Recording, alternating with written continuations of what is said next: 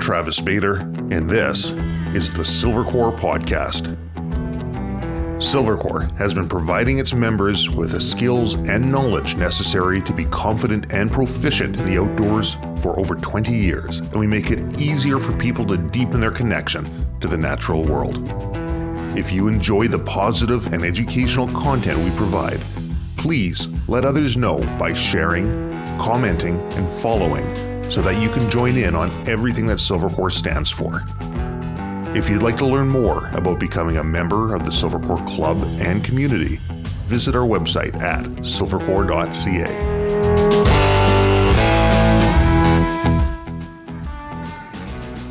You may have seen her as a host of HGTV's Save My Reno. She's an award-winning illustrator and designer who left the comfort and security of the corporate world to embark on an adventure closer to nature, closer to her heart.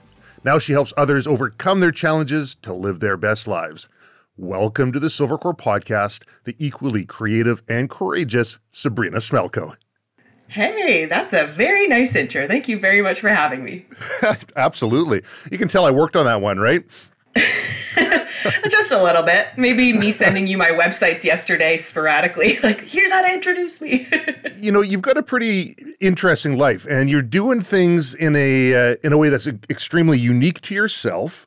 You've helped out a lot with the Silvercore Outdoors brand and our messaging and what we do. And I thought there's a lot of value to others who are probably in the same position as yourself, working their way through life, trying to find what's going to bring them fulfillment, trying to find what that definition of success is for them. And you've done some pretty cool things with your life. Like, you've traveled around the world giving talks to others. You help people bring their brands up from 0 to 1,000 and more. And you do that with some formal training and a lot of chutzpah as well. So maybe we can just kind of rewind a little bit, because there are some value points that I'd love to get through to the audience. But I want to know about you. Like, how is it that you found yourself in the high-flying world of being in the public eye and sharing everything about your life to where you are now? Yeah, that's been an interesting journey, because I think anyone from the outside looking at my career trajectory, whatever you want to call it, you'd think I did it a little bit backwards. I'm in my 30s now, but I had a television show in my mid-20s that I left and quit to now pursue my own business. And I feel like I'm back right where I was when I first graduated, but with a whole other framework and mentality and mindset for how I approach my work. So when I first began, just to kind of give you a little backstory of who I am, I graduated in 2012 with my Bachelor's of Applied Arts. I went to art school. So 4 years of color theory and life drawing and learning textiles and pattern making, animation, website design, coding, all of that kind of stuff. Yeah. And I was always very much on the fringe of wanting to just do everything. I think a lot of people in my program were quite traditional illustrators. They knew they wanted to be children's book artists or just do spot illustrations for the New York Times forever. And I was like, yeah, I want to do all of that, but I also want to code sites and make a fashion line and have my own brands. And I was just constantly doing stuff. Even from a young age, I would invent a jewelry company just because it came into my mind that day. And at night I'd run into my parents' bedroom being like, how do I start a pet motel? How do people know how to find me? How does a phone book work? I was just really curious about, I wanted to run businesses. I wanted to do things and make things real. And I think when I graduated, I realized when I went into advertising as opposed to illustration, it's because I've always been about ideas and brands, but I didn't know what that was back then. Branding wasn't even really a word. Branding yourself as an individual or as an influencer or launching your own business was not super common. There was the big brands that were marketed to you in the magazines, and then you as a freelancer or a little independent artist. And I didn't really know that there was a place for helping people be their own brand. And so in the process of me just learning and experimenting, and I quit advertising because the whole 9-to-5 wasn't working for me, and freelance doing all kinds of creative stuff. And I think by just doing so many offshoots, I developed my own brand without really realizing it, of just being a curious kind of girl who was really into art, really into design. And then as I grew up on social media. When Instagram came out in 2012, I was one of the first adopters, shared my life, shared my home renovations. I bought my first home quite young, shared that whole process. And so I was just making things, and I was kind of being a creator or an influencer without really knowing it. But I didn't really know myself. And so when I got this television show at 25 years old, I was right in the midst of figuring out who I was and experimenting, doing all these things, but not really being an expert in any one. And then I got this television show, which landed me as a television designer. And now you're the expert, right? In everyone's eyes, you're the expert. Exactly. And I found that extremely uncomfortable. Did you feel like an expert when you were up there? Or did you feel like you're faking it?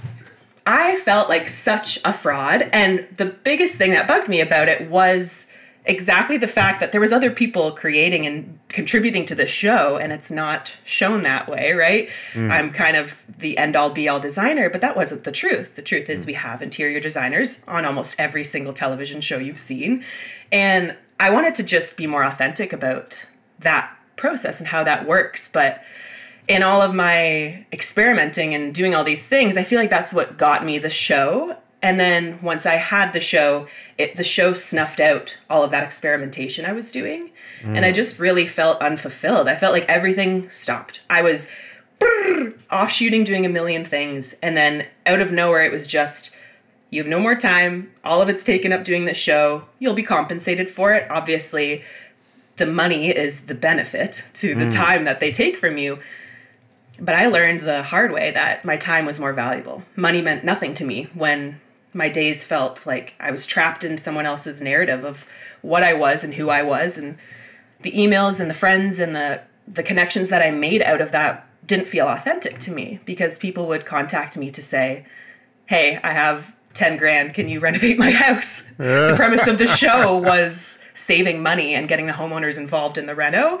Yeah. So I was just like a cheap renovation design expert. And I'm not an interior designer. I love it. I think you can call yourself an interior designer without going to school and all of that. But it was something I dabbled in, and I never wanted to call myself an expert in it. And here I found myself kind of pigeonholed at a young age, and people looking at me across the world, thinking of me as this interior design expert who can take your 10 grand and make it look like $100,000. And it just felt very uncomfortable. Well, you had a few seasons and you're greenlit for another season, and you said no and you walked away. What brought you to that precipice? What brought you to that self-realization at a young age that money wasn't the motivating factor for you and it was something else? It was time off.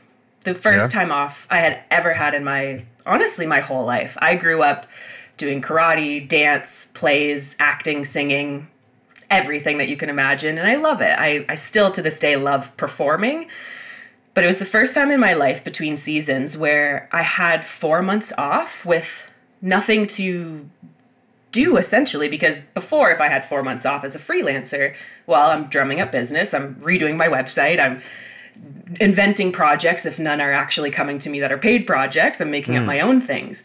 And it was the first time in my life where I didn't need the money or the recognition, or I didn't need to work in that 4 months. I was literally off. It was the first time in my adult life that I sat down with myself and looked at my life, and I owned a home in the GTA. I had a successful television show. I was engaged to be married, and I was extremely unhappy. I was so unfulfilled in my work. I felt unfulfilled in my personal life. I wasn't happy with who I was with. And it was the first time that I was confronted with all of that, and it just slapped me all in the face. And I couldn't distract myself with work. I couldn't distract myself driving to set or being in traffic or blaming it on something else. I had nothing to blame my unhappiness on because everything had been provided for me. I have a roof over my head. I have everything on paper that I could want. And I'm miserable. And at the same token, I also was dealing with health issues, which I totally now believe are related. My unhappiness and getting a diagnosis of a thyroid autoimmune condition, which is the center of your voice, which I don't find ironic at all, that here I was not feeling authentic or feeling like I had a voice, even though I had a platform. And that's where this health condition starts for me. How old were you when that happened? I was 25, 26. So you're basically having a midlife crisis at 25. Yes, that's exactly what it felt like. And I didn't know who to turn to because my life was built up and I had been with my partner for 9 years at that point. So our families were intertwined, our lives were intertwined. I didn't feel safe even saying out loud that I wasn't happy because I felt like everyone, even in my personal life, would look at me and go, what are you talking about? You have everything you could want. What more is there? You have all the trappings of success from an external vantage point. Everybody else looking in would say, hey, she's got it all. Isn't that funny? How many people will sit and look at the other side of the fence and then say, man, if only I had what they had, if only I had this amount of money, if only I lived in this location, if only, just to realize that we're all going through the same stuff and that our own personal quest for happiness, which is an oxymoron in itself, people searching for that level of happiness would presuppose you're already unhappy, and happiness is not something that you can really find, but it's, I guess, for me anyways, it's a state of mind that you have to accept the process, the building, the creating. That's what happiness is for me. What is it for you? For me, it's a feeling. That's the first and only word that honestly comes to mind, because I think my whole life up until that moment, I had ignored how I felt. And it's a physical thing. You know how you feel. And I was always trying to control that. And I was never just letting my feelings tell me the information they were trying to tell me. I was always trying to overcome them. And I think in part that had to do a little bit with my upbringing. I was in karate for 10 years and discipline was a huge part of karate and any kind of martial arts like that. And I feel like in many ways, obviously, that did so much for me mentally to learn that I could persevere and I can overcome things and I can have this kind of stoicism in my life. But I think because I was so young when I was learning all of that, and I was a young girl, and growing up with 17 magazine in that era, I kind of turned it a little bit more onto myself and made it more about physical control. And you have to look a certain way rather than feel a certain way. So for me now, happiness is a feeling. It doesn't look like anything. It's how I feel in the moment. That could look like me sitting in my basement, or it could look like being on top of a beautiful balcony somewhere in a tropical environment, right? It's really how you feel. It's not something that you can quantify by any other thing than feeling. So men and women will approach this differently.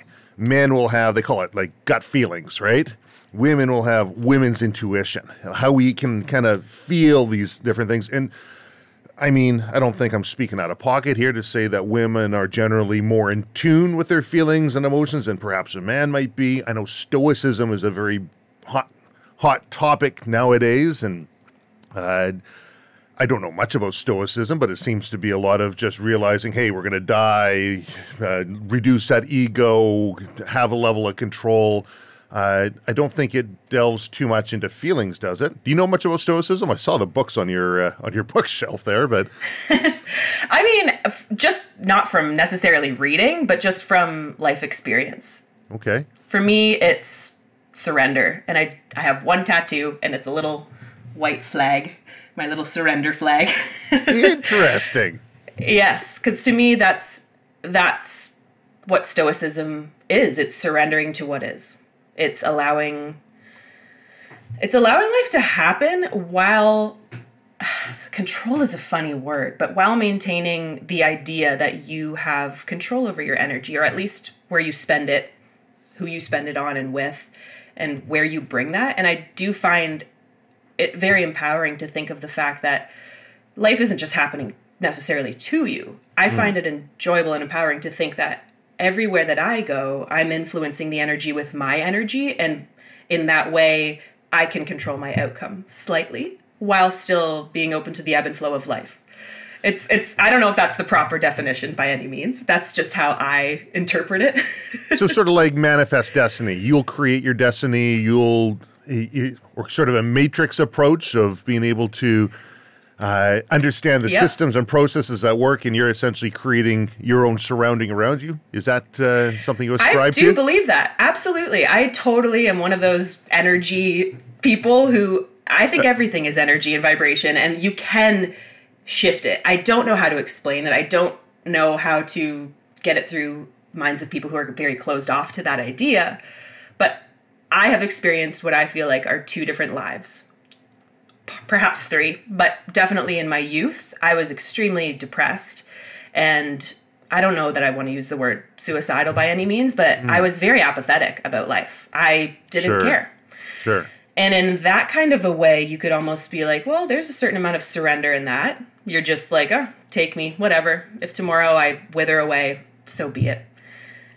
But now I embody a surrender in a powerful sense of, in a funny way, I think I'm almost invincible. Like I might live forever. And I think there's something to that when you think and believe that way, you're not so privy to the, so be it. What if a car hits me tomorrow? It gives you a little bit more of a sense of you do have a purpose, and everything that's surrendering around you is almost this beautiful relationship where you're the only one giving energy, and you can almost see other people as not pawns in your life by any means. There's obviously so much importance to relationship, but I do think that we are on a very individual journey, and a lot of it is energetic and very hard to explain. But all I know is I've come from two very different, my youth mind and where I am now is a completely different brain, it feels like. Do you have an example of any time when that energy feeling really became self-evident to you? Probably throughout that summer that I was just referencing, where I was off for the first time in my life, feeling the shift of relief when you make a decision that's right for you, and that energetic 180 that happens just by making a decision. And so in that summer, one of the biggest decisions, I hadn't yet decided I wanted to move across the country and quit my show and do all these more drastic things. For me, it was a lot closer to home. It was just in my relationship at the time.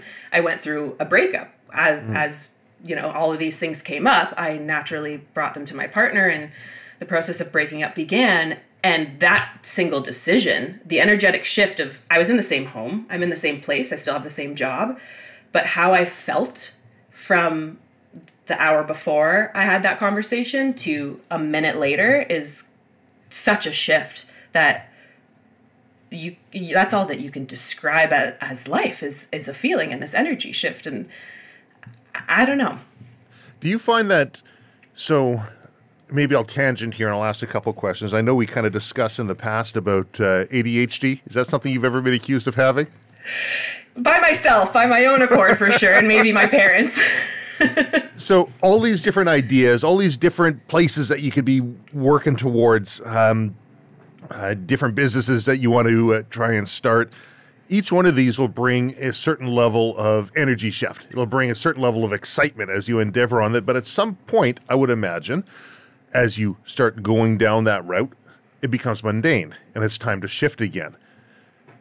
As you talk about these energy shifts, is there perhaps a bit of a high associated with that shakeup that people might look for? Or is, when you find your right energy, have you found that to sustain for you, that you don't need to keep changing it? That's a very interesting question. For me personally, and I don't know, I'm not sure if it's personal or not, but fun has a lot to do with it. If I'm having fun in my work day, in my walk with my dog, in my dinner with my partner, my energy shifts will be a little bit more frequent and positive. I find if I think about when I was younger and I just didn't have any determination to do anything and just kind of went through the day, there's no excitement. So your energy is just constantly at this sort of like, if you think of like a frequency or us as hertz, you know, like Sure. an actual scale of sound. Sure. You know, I feel like we're supposed to be like this, constantly moving, growing, learning, up and down, balance. But I was just at such a flatline state. And I think a lot of people who are in that trap of just not living according to what makes them happy and caring too much about what others think, perhaps. And that was definitely my trap. I think that flatlines your energy. Your life force is just totally flatlined when you're not happy and you're not having fun. And for me, Having fun, beauty, happiness, those are the only things that bring me joy. And relate that to anything that can, for food, for art, for the shows I'm watching.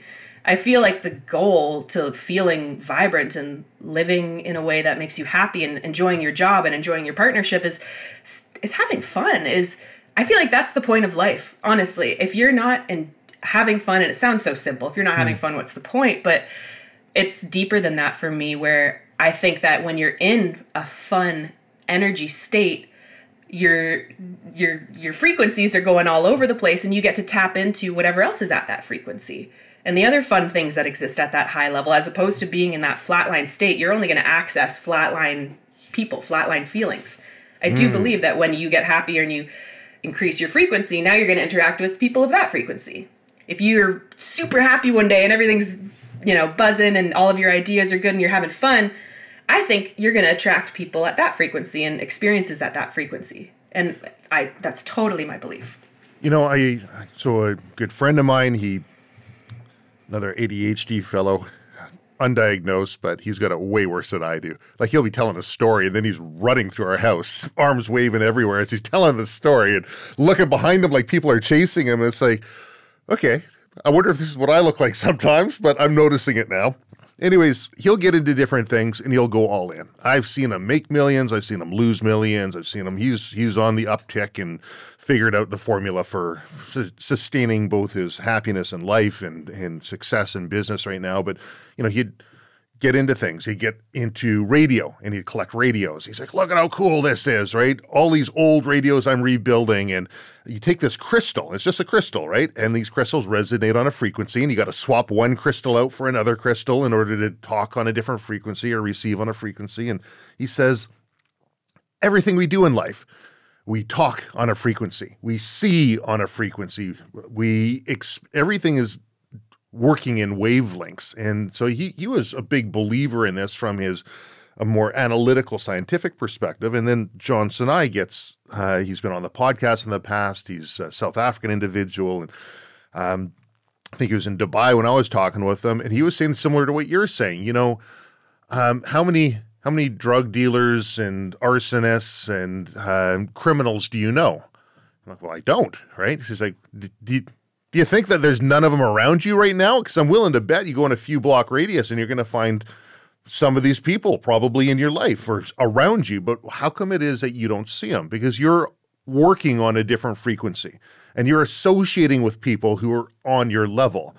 And if we understand this and we don't like the frequency that we're on, and we don't like the level that we're on, a deep understanding of that would say to a person logically, there's something I should be able to do to change that, so I can maybe start hanging around with people who are bringing in more positivity, who encourage the best in me, who are more productive and allowing me to be me and by default a higher level of happiness. But I think a lot of people have a fear of that change. They're resistant. They do what they do because that's what they've always done. And they end up getting the same thing over and over again. I get the sense, and in your intro, the equally creative and courageous Sabrina Smelko, that there's a level of courage associated with making these changes. Because I think so many people go through life and they're like, I'm not happy. I can identify certain things in my life that I think would be better, but I can definitely identify what I don't like. But man, if I made that change, there's this great big question mark in front of me. Do you feel that? And if so, how do you deal with that? Yes, definitely feel that. And how I deal with it is, I think I'm a very positive person where I totally believe that that next thing is twofold. A, it's going to be better, but B, it's because of me. Totally. I think that by choosing something different and making that change, I don't believe in subscribing to okay, I ended this relationship, I'm making this change, I'm just going to wait. And I think a lot of people in this space talk about, well, if it's for me, it'll just come to me. But I think you have to use your energy to get the thing that you want. And so even if it's just intention, even if it's just mental thought and focus on that next thing, I just have always had faith that so long as I know what I want and I'm constantly learning what I want and learning myself, that next thing will always be better. That next thing will always be for me because I'm evolving and I'm learning more. And in my experience, I'm happier now than I was 5 years ago, 10 years ago, 20 years ago.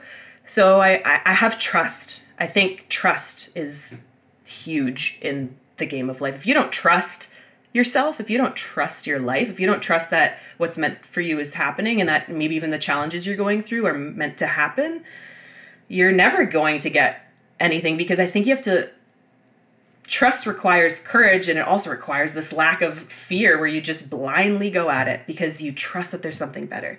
So if you don't have trust, you're never going to do anything courageous. So somebody from a religious background would say, have a belief in the wise dispensation of divine providence, right? Believe, and there's an external thing out there that I can trust. Some of the things that you're talking about, Stoicism, would also lay into Taoism, right? Into the idea of surrender and being in the now, or the way, right? Which I think is what Tao means, is the way. But this trust has to come from somewhere for you. Where does that trust come from? Is it something that you've built over time and you look at repeatable actions and say, I can trust this because I've seen it in the past? And if that's the case, how do you take that next step that you haven't seen? Or does it come from something else, external?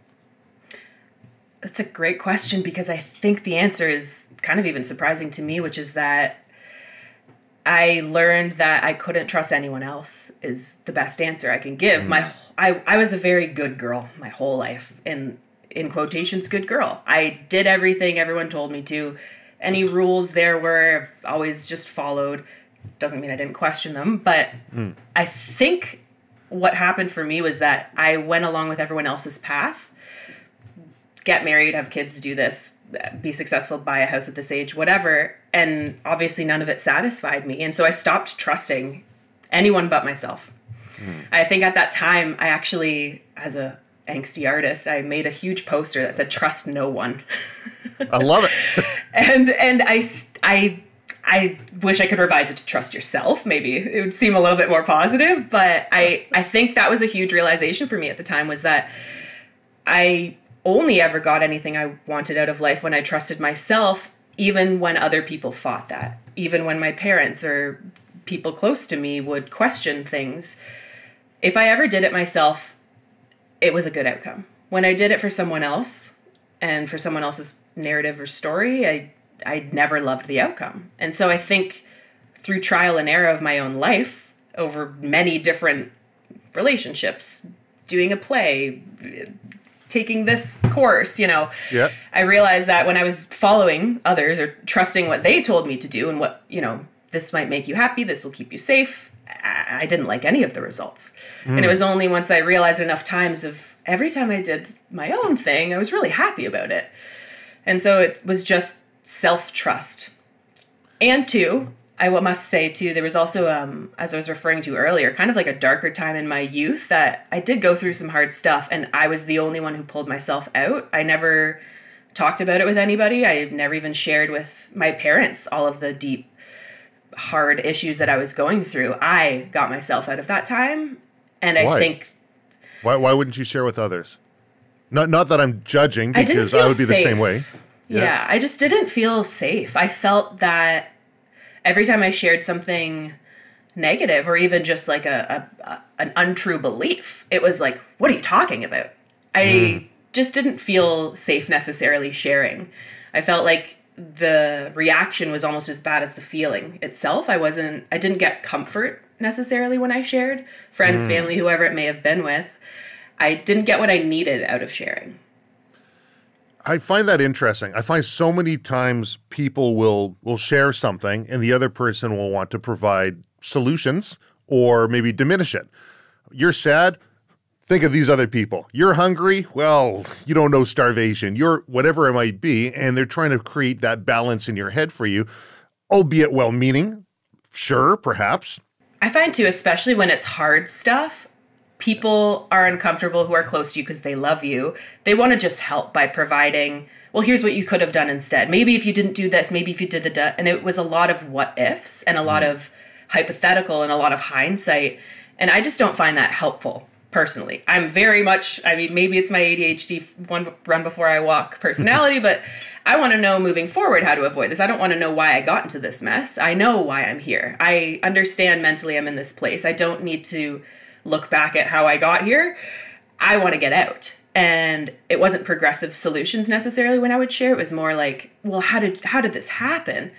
And I wasn't wanting to dwell in that place. So at around 17, 18, I had to just decide mentally for myself, like, this is something I need to overcome myself. This is something, and eventually I would share with people, and eventually, you know, people close to me and my partner helped me through a lot of that. But yeah, it was that self-trust, self-faith, self-work that really got me through. And that leads me to still make courageous decisions, because I'm like, hey, if I got through that stuff alone, and every time I do something on my own volition, it leads to good things. Frick, I'm going to trust myself, you know? You know, I got a hypothesis, and I could be completely wrong, but, or I could be completely right, that people will tend to diminish somebody's honest feelings that are being shared with them, either through a leveling process of, look at how bad it could be somewhere else, you should feel fine, or dismissing the person's concepts or ideas because they're not honest with themselves. And there's a fear in themselves of being able to share that what you're feeling is absolutely normal. And we always have these ideas in society of trying to get to a normal place, of trying to feel happy, of trying to be how normal should be. And however you are feeling is very likely very normal for how you should be at that point, of what you're going through, of similar life experiences, of similar impulse and input. It's normal. And if you don't like that normal place where you're in right now, just know that it's normal for you to be able to get out of there too. Yes. That would have been very helpful. And that's something I've now learned. And anytime someone has a hardship, or if they need to chat about it, I find that's the most helpful thing, is just, that's okay. So what? I know you're feeling this way. Yeah, I have before too. It changes. There's nothing permanent. It will always change. And I felt like when I shared any negative emotions like that, exactly to your point, it was just like devastating, where this is the rest of your life. Oh my goodness. Like, but it could, what I was really just wanting and looking for, and what I now know is just, okay, like, I hear that you feel that way. Like, let's not try and figure out why. It doesn't have to be deciphered. It's just acknowledging a feeling, and that is, it can pass, and that you can shift it. You can shift that energy. And that's why I had to learn that on my own, was how to change my mood, how to change my mind, how to shift. How the heck do you shift your own energy when you're in that kind of a funk?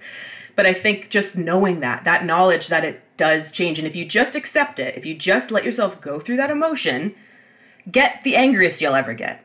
Get the most depressed you'll ever get. Allow yourself to feel sad. And guess what? Tomorrow you'll probably see something and laugh and go, oh, wow, okay, so I can simultaneously feel sad and laugh at something. And that's okay. That's life. I just wanted it to be okay to have a full spectrum of emotions. And I felt like up until that moment of my life, everything was positive. I had such a beautiful, charmed childhood and life, and nothing bad ever happened. And once I reached that 13, 14-year-old state, when you start seeing things in the world, and maybe friends go through hard times and you see loss for the first time, I just didn't know that that was okay, that that could coexist with being happy and having a nice meal the next day.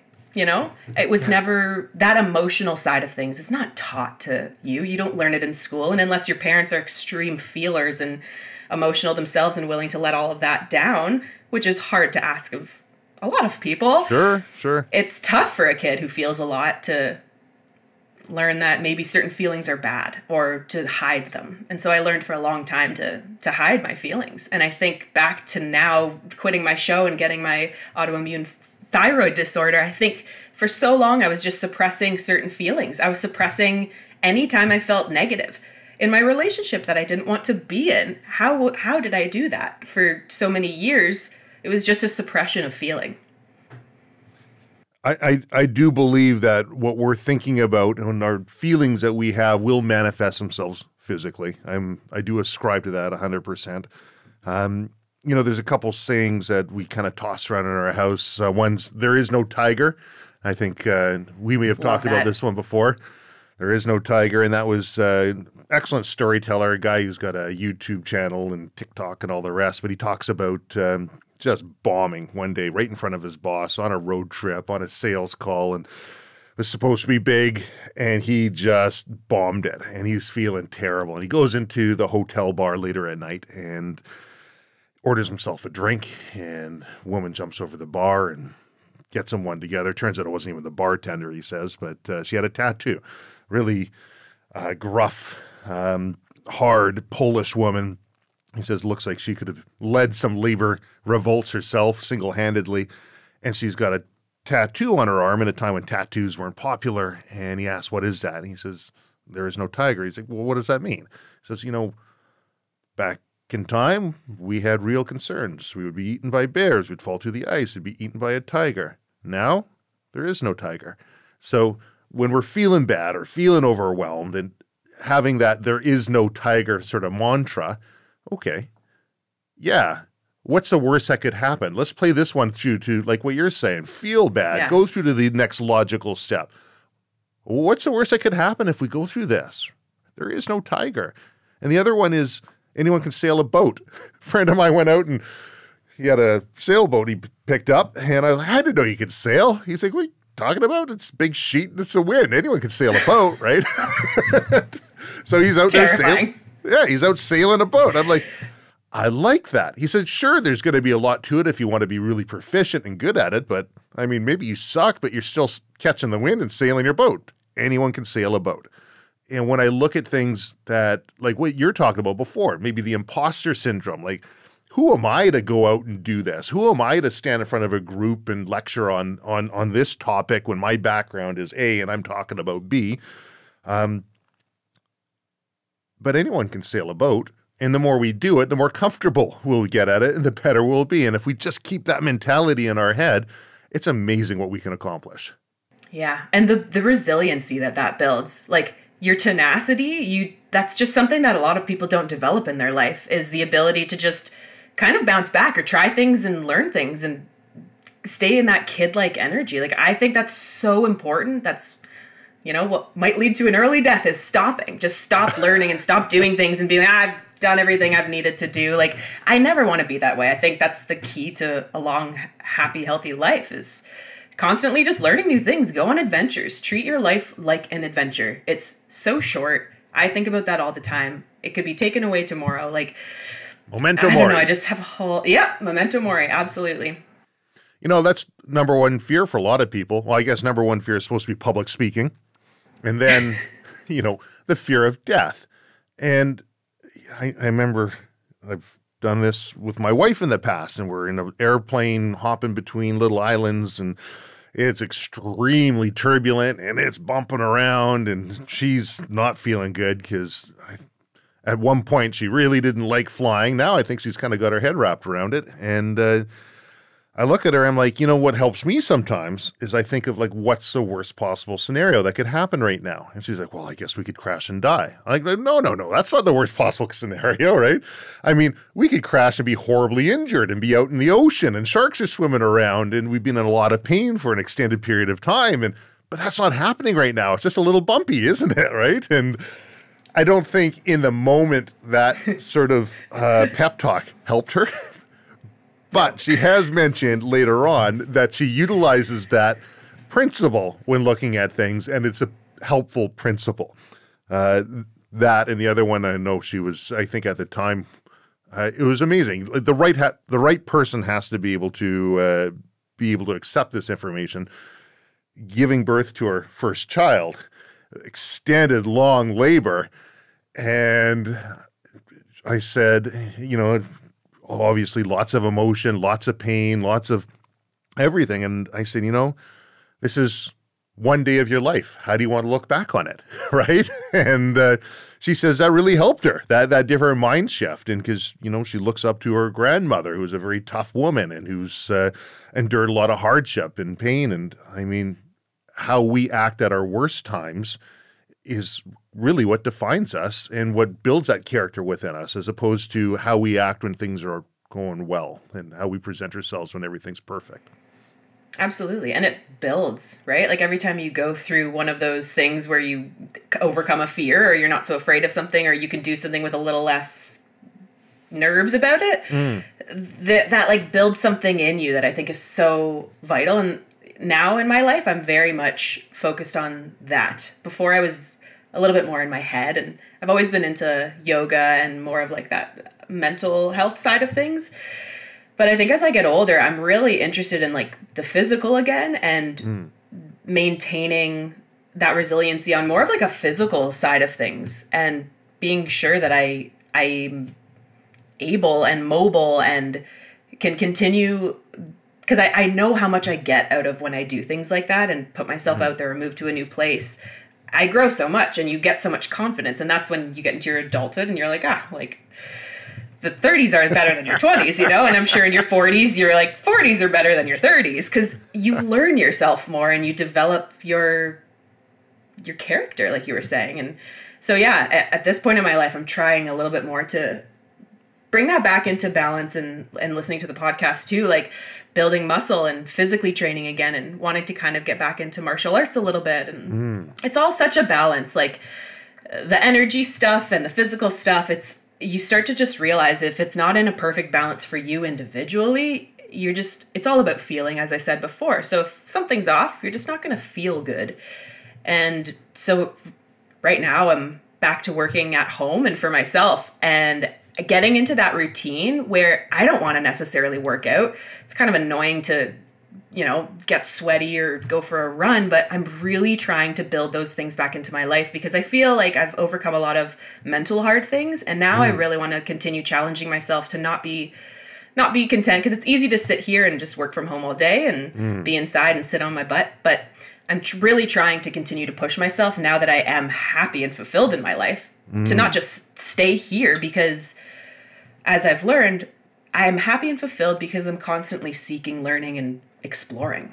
And I'm happy right now because I've made some of those changes and I'm in a better place, but I'm still happy because I'm still doing these things. Currently, our house is for sale and we're thinking about up and moving totally somewhere random that we've never even been. We're looking at New Zealand or the islands and the Sunshine Coast.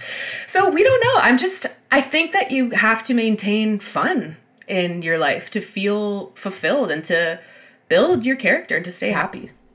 You're talking about the physical side of thing and spending so much time on the mental side. It's amazing how much physicality will affect the mental outlook.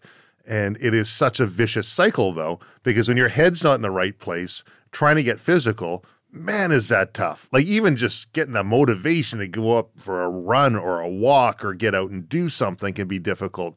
And I can recall many a hike in the mountains when I'm flying up the mountain and just on top of my game and just heavy pack on and I don't even feel it.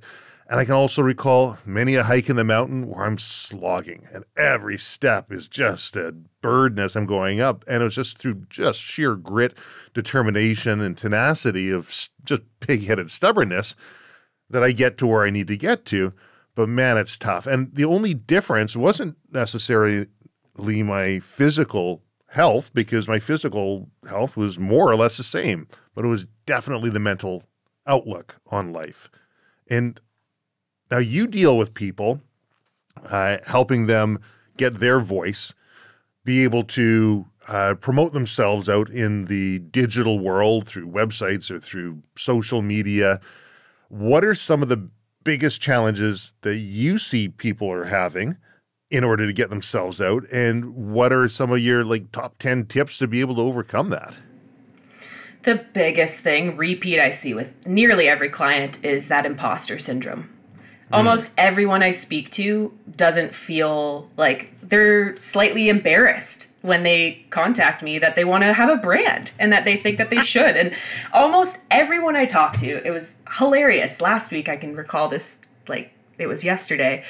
This girl went on to be like, hi, I'm really excited to launch my own brand. However, I shouldn't be doing this. I know nothing. I feel like an imposter. And then she described for 5 minutes all of her legitimate experience, all of the things that led her to this point, everything in her personal life, her childhood, her education, her last couple jobs that she had.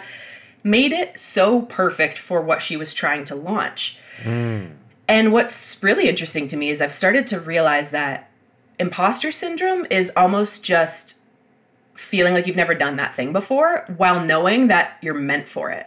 And I think that's where it comes from, because it's like, it feels right. You know that it's like a costume that feels comfortable to put on, but you've never put it on before. No one told you to put it on, and no book did it tell you to put it on. And I think that's where imposter syndrome comes from, is when something feels so right to you, but no one else has done it and no one's told you to do it. And I think that if you feel imposter syndrome, that might be the best sign that you're on the right track, because you feel like an imposter in your own self. You haven't even told anyone about this. You just feel like a fake because you've never done it before, but it's your next level that you need to get to. So just try and get comfortable with that fact that this is for you. And I think we call it imposter syndrome, but it should just be called discomfort before you grow into that next stage that you're supposed to be at. You know, it's like, does a caterpillar have imposter syndrome when it knows it's meant to be a butterfly? That's kind of how it is. Like, they know they're meant to be a butterfly, but right now I'm not, and I'm not in that physical state, but I know I'm gonna be, and I know I can evolve to that. Right. But I don't feel like a caterpillar, or I don't feel like that butterfly yet. But they still are. Doesn't mean that's not in their destiny. So that's how I kind of think about it. And that's the main challenge I see people dealing with.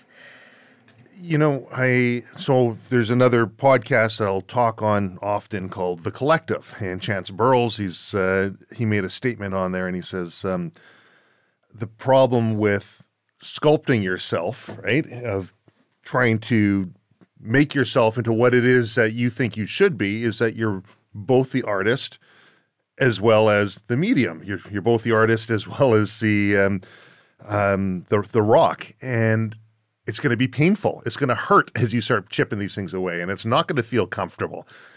So I thought that was an interesting sort of like your metamorphosis of the butterfly through the chrysalis into. I also had another past podcast guest, a friend of mine. We sat down with a couple other people who've been on the podcast, actually, and he's looking at moving in a new direction with his business and what he'd like to do. He's got so much potential and so much to share.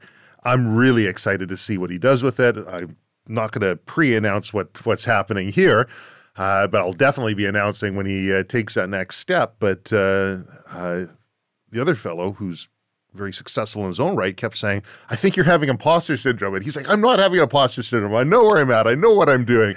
And the more I thought about it, and I'm looking at this, maybe it's just a different definition of what imposter syndrome is, because you haven't been there. You haven't done that next thing yet. And the questions that he was asking, everybody else that was sitting down who were providing their insight and their background from, it was crystal clear to us as to what the next steps were and where we could go. And from his mind, the tiniest next step seemed to be like, how do I just start that one? How do I get just that? Because I can see the other ones as they get rolling. I just don't see that one next step.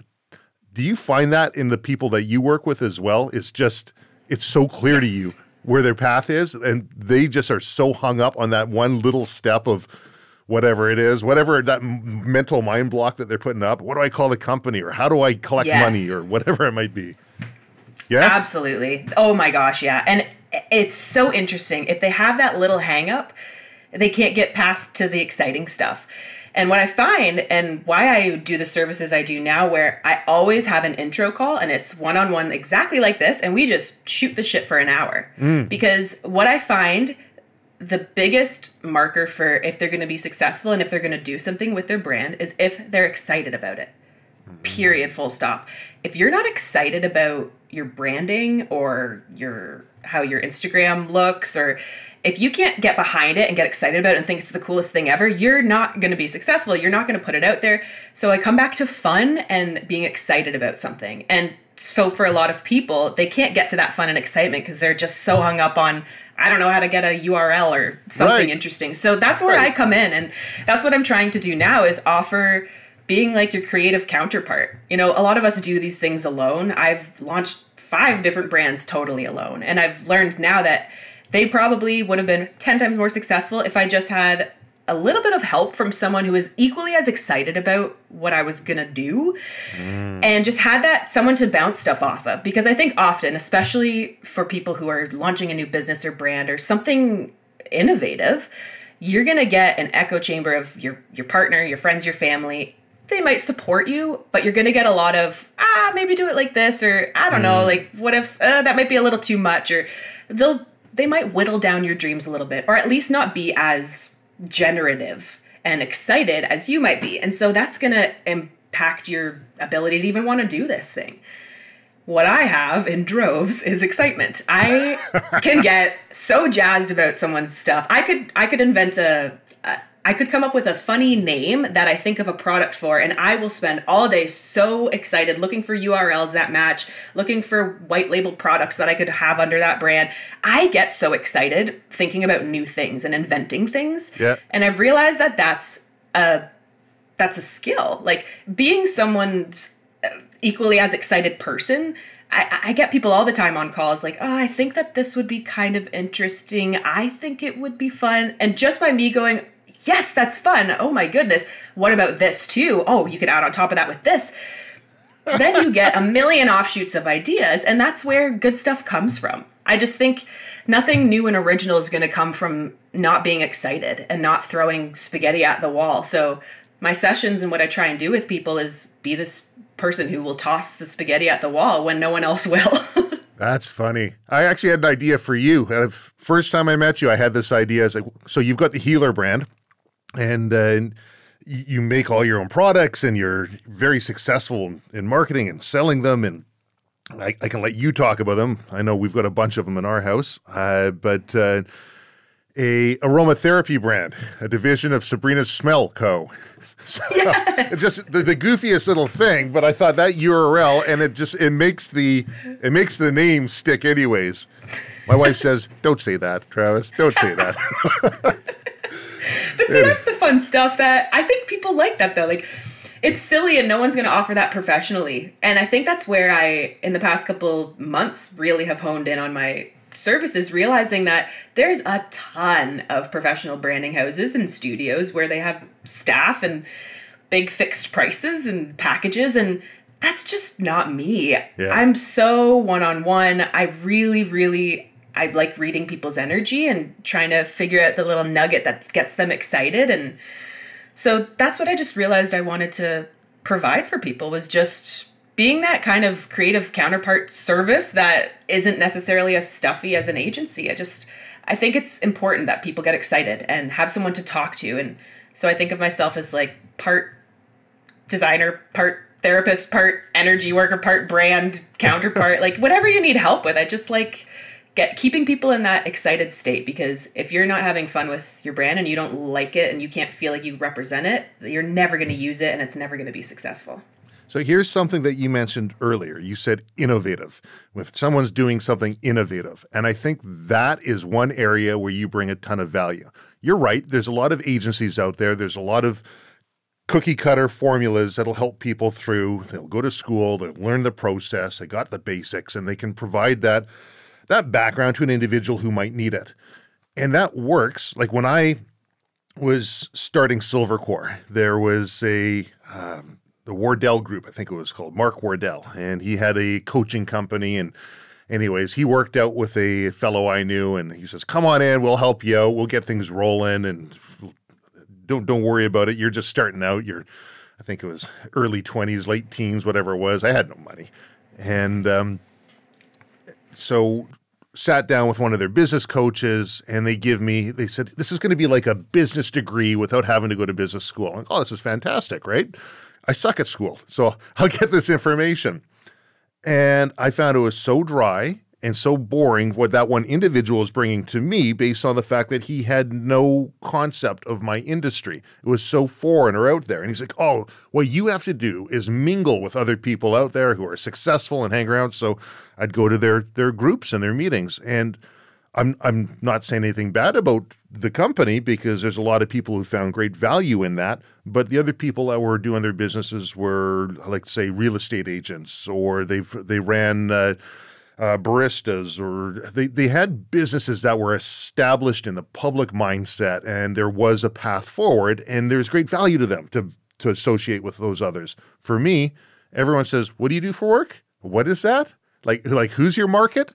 And there's this huge question marks. And I found that also would find everybody else in your life. You think you can make money at that? I don't think so. You're wasting your time. Why are you pursuing down that endeavor when you could do something that makes sense like this over here? And that's the value that you bring, I find, in spades, is when you're doing something innovative that doesn't have that roadmap, but you can help them see that path forward, and you can help other people see it too. Because when you tell that story in a way that makes sense, not just to the individual, but other people are like, "Oh, I get it now. I get how you're going to be able to do something or create that story or that desire." There's huge value to that. Anyways, that was my perspective. And it's, yeah, and it is that way, though. It's totally individual. It's customized to the person, because I'm not going to shoot down someone's innovation. And I think I am hoping that I work with more and more innovative people, but that's exactly it. I find there's certain businesses that you can follow the same formula, and, you know, maybe an agency is the right answer for that kind of an individual. But I like working with people who kind of have a different idea, or have a little bit of a weird niche, or want to. A lot of my clients too, and people who I'm trying to attract more of, is people who don't have a brand at all yet, and they're trying to invent it. Because I don't think you just have to have like a vitamin D supplement and this is how you do it and you just sell it through Instagram. Like, I'm really inspired by different ways that people make money. I'm inspired by like software as a service. I'm inspired by the models that people use.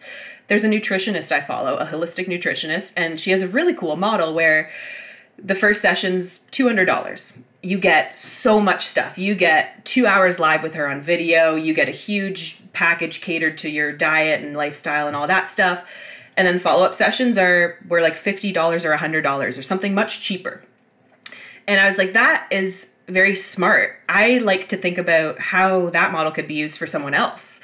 You know, maybe a counselor or someone in a different field. Like, I really do want to help people figure out what a business might be that isn't traditional, not a brick and mortar shop, maybe not a retail. Maybe it's subscription boxes or a seasonal box or a cool set, or you do jewelry, but it's only sets of jewelry, or I don't know. I just really like thinking about like weird, fun new ways to use technology, to use social media, to use domains, to use all these different platforms to like come up with a new business, come up with a new service, like provide something totally unique. And so that's what, if you want to get those kinds of ideas in your heads, that's what I hope to bring to people. And that's the kind of people I want to work with. I get asked a fair bit in the sort of outdoors industry of where do I see possible business? Where do I see the future, the trend of what we're doing? It used to be a lot about the firearms side. Where do I see the trends of that moving? And when I was younger, I had a whole ton of ideas, and I was a little bit reluctant to share these ideas. Like, what if you go off and take it? What if you take that idea and go run with it? And nowadays, I share them all because I've realized that it's only going to be better for us in general if a good idea takes off. But most people aren't going to take that step. Even if you give them a roadmap and the perfect idea, the vast majority of people out there, I don't know what it is. They don't believe in it. They don't believe in themselves. They lack the courage, whatever it might be. They'll come up with reasons to not take off on whatever that different thing is. It's too much work, I think, is what it generally boils down to. And nothing worthwhile ever comes easy. But I do know that if you put that effort into any one of these ideas, that you'll be successful. Now, whether you turn around and say, man, I could have been just as successful or more successful in an easier fashion, maybe, maybe not. But if it sparks that passion in you, who cares if the other one was easier? You enjoyed yourself in the process, and you're going to outperform anybody out there who's doing it just for the money, who's not performing. Comes back to that word, enjoyment. Fun, being excited, and enjoying life. If you're in that energy, your life is good, period. It doesn't matter what you're doing. And that's just been the biggest lesson of my life is, making it enjoyable, fun, making sure that you're feeling good at anything you're doing. So I deal with a number of people who have their own TV shows and or who are aspiring to have their own TV show. And now with YouTube, it's getting easier than ever for people to have a video presence. But you took it to a higher level than what most people do, just having a YouTube or TikTok channel. You're on HGTV in a regular series. If somebody wanted to pursue that as a bit of a path, what would that look like for them? And what sort of advice would you give to yourself with the knowledge you have now if you were looking to do that again? I heard the best piece of advice when I was first starting from Sarah Baumler, actually. We were at a Chorus Upfronts, which is this big event where HGTV kind of parades their talent out on stage, and they want advertisers to buy into the shows, to have their commercials in their slots. And so all of us HGTV talent, McGilvery's, Holmes, and the Baumlers, all of these people, I'm kind of the newer girl, and I don't really know these people, nicest people, to be honest. Everyone's been fantastic. And I will never forget, I was standing behind Sarah Baumler, and she introduced herself to me, and we just started chatting. And you never know how much time you have to talk until a producer's like, okay, get on stage or whatever you need to do. And I'll never forget, she gave me the best advice. I didn't even really ask her advice, or I don't know how it came up, but naturally she was just like, do you have your own, do you have a blog or a brand or anything like that? And at the time I didn't. So my answer was just no, I have the show. I'm excited. I'm new. This is my co-host. I was just so naive. And she goes, you need your own thing.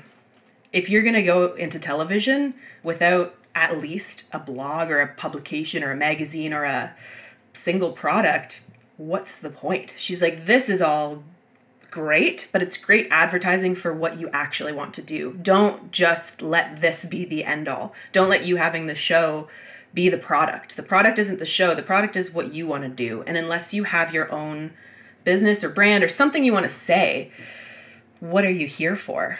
And that was right at the beginning of, before I even started filming. And I think I only had maybe a couple episodes under my belt at that point, and it just stuck with me so much, and I never forgot that. And I think that's why I ended up quitting in a large part, was because I knew I needed to build my own thing before I would ever possibly even get back into television.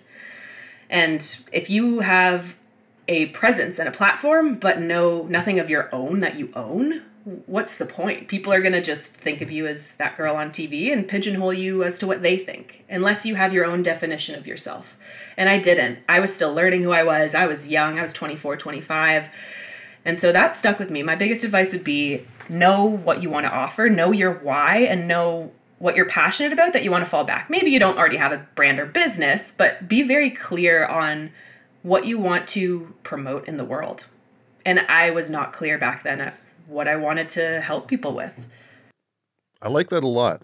And that's something that I've come to terms with as well. And that I just call it having your North Star, and always knowing what that North Star is. And that's going to be something that's hopefully bigger than you, and that every part of your life that you're working on can somehow work towards that, to whatever that North Star is going to be. If your North Star is to be a great father or mother, and you define that greatness as being able to provide and emotionally, financially, and whatever it might be, then you can say, is what I'm doing right now working towards that?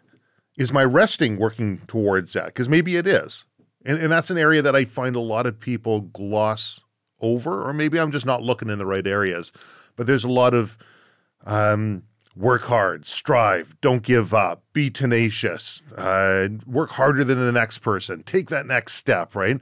And even when we're talking about these wavelengths and how am I striving to get high, and that, okay, now I'm on a low turn because I'm doing something new and I'm learning, okay, I'm high again. At what point do we sit back and say, okay, it's time for a break for a bit, right? I don't need to push at these sort of high levels. I don't know. Do you hear that talked about much, or is that something that you think about? Like maybe I don't need to be going 110 miles an hour all the time. Maybe I'll just do it for a month and then I'll take the rest off. Yeah, but I find that's hard, especially in television, because you gotta keep up and you gotta jump into the next thing and stay relevant. And so that's a tough wave to ride. And I clearly didn't know how to do it. I mean, I quit because I didn't know how to balance that. And I also felt, though, that because I entered television quite naive and I didn't have my North Star, so to speak, that was also contributing to it. But it's a tough balance. My next piece of advice, I guess, anyone who wanted to kind of go into television would really be protect your energy and be an executive producer on the show as well. Like if your name and likeness is being used, you need to have a say on how that final edit is shown. And that's something that I did not have at all. My co-host had those credits and he was able to edit and control kind of how he appeared on the show. And that was something that, because I was naive and going into the negotiations with the contracts, I represented myself. And so, I should have known better, but having that control over your image is huge. And so, yeah, being an executive producer on anything that you're in, if you're on a show or on a YouTube or anything, is definitely something to consider. That's something I never would have thought of. Never would have thought of that. That is a good point. They say don't fear the camera, fear the edit, right? Absolutely. Because what's shocking is there would be, I think it was calculated out at 18, anywhere from 15 to 20 shoot days for a half an hour of television. So that's 18 full 16-hour days. So think about how much footage that is and how much gets left out. So you might say the whole speech you want to say and you feel good about that's going to be in the scene, and it's not in the scene. It's formatted. Yeah. Almost every single television show you see is so formatted to the 30 seconds, to the minute, to the 1 second mark. So it's all very controlled. And if you do want to say something specific and you do want to show because you want that platform to say something, you have to be an executive producer on the show or you will not get your words out. That's smart. I was asked to be on CNN a while ago, and I was very flattered. I was on there with this FBI guy, and we were talking about some stuff that was going on in the States, and I was all proud of this. Long conversation. Only like little snippets came out. I'm like, man, I said so much great stuff, but they only used the tiniest little bit. And a friend of mine who works for government, he's asking me a bunch of questions. He's like, well, hold on a second. Have you had any media training? I'm like, no. Right? He's like, okay. Even on these tiny little things like this, like it's not a full show that you have, you're just doing a quick interview. You should have that same sort of understanding, like what you're saying at the beginning. They're selling something. They've got an agenda of where they want to go with this. You ask them, what is it? Right? And then tell them what it is that you want to see put out, and then have a proper understanding as you go through it. So even on the smallest sort of interaction, something I never would have thought about, I know next time if I'm ever asked to be on CNN again, then I will, I'll have that conversation, and maybe the preparation and hard work that I put in for at least sounding halfway articulate and clever will actually come out in the final product. And you also, too, though, realize there's a lot that you end up saying that are not your words, that are coerced. Because what people forget is there are multiple producers on television shows, and their only job is to get the people who are on camera to say certain things, period. So it's not that it's necessarily scripted, but there are beats. It's called a beat sheet. You get a beat sheet from the scene, and these are the beats that we have to hit in the scene because these are the only things we're going to air. Everything outside of these beats, doesn't matter if you tell a funny, cool story, it's probably not going to make it because it's not in the beat, and only the beats fit in that time slot before the commercial. So you realize, too, that you end up, I would watch edits back and be like, I never said that, but I guess I did, because someone asked me a question trying to coerce that exact reply, and I would fall for it all the time. I was an actress. I grew up doing like theater camp, so it was so easy for me to people please, and kind of, if I knew that they were trying to get this certain thing out of the scene, sometimes I would even just say it to get the scene over with, because I was like, I'm hungry. Lunch is next, and no one's saying this thing. Like, I'll just say it and get it over with. But you kind of like undermine yourself sometimes, and it's not awesome to feel good about what you're saying when you know it's just to get to lunch faster, and it wouldn't come naturally if you know, were just talking like that normal. Yeah, it's very, very much manipulated. Gently, you know, nothing is forced. We're, even with the homeowners, you know, you're not telling the homeowners to say this or that. However, in how you ask a question, much like in an interrogation, how you ask someone a question can really dictate their answer. And so when you see those interview style things on television, someone has just asked them a question and then you hear their reply. So often it's not necessarily what they would say. It's just a reaction to a question that they maybe even would have never even talked about. So you have to be careful with how you represent yourself and be very conscious that happens in television. And I think because I didn't know that, or I was a little naive to it, it run me down a little bit, and it would bum me out then when I would see the edit. But now in hindsight, if I ever went back into television, I think with that knowledge, and you just don't say it. Don't say anything you don't want aired. Yeah, unless it's like Homer Simpson when he's getting interrogated for the gummy Venus de Milo, and you see the clock behind him, and it's jumping all over the place, and they have him on the Inside Edition or whatever it is that they just completely misquoting him, picking up the little parts, playing it back and forth. But which I guess can happen. And you're right. You know, how a question is asked will definitely elicit, like you can ask a binary question, which presupposes only two answers, but neither of them fits you. And so often that was something that I found a lot because, you know, I was on CBC and a couple of times, and each time I was on, I got a little bit better, but I talked to the reporter ahead of time and get a bit of a sense. And I'm like, now, am I going to be the best person for this? Probably not from their perspective, because I start getting really cautious about how I answer. They'd ask one thing and I'd answer something completely different, what I know to be true, right? I had one That's good. From my perspective, yes. From their perspective, maybe it's going to be a little more difficult to use that. Maybe that's why things do get cut down. I had one where I was asked to speak on an event, and I just wasn't in the right headspace, and I thought back and forth, and I'm like, you know what? I know another person, and I referred another person over for them to speak to, and I listened to what he said, and I disagreed with everything that he said because I would have answered it differently, but what he said was absolutely perfect for what needed to be said on that clip. I think it was about getting illegal guns, getting firearms illegally in Canada.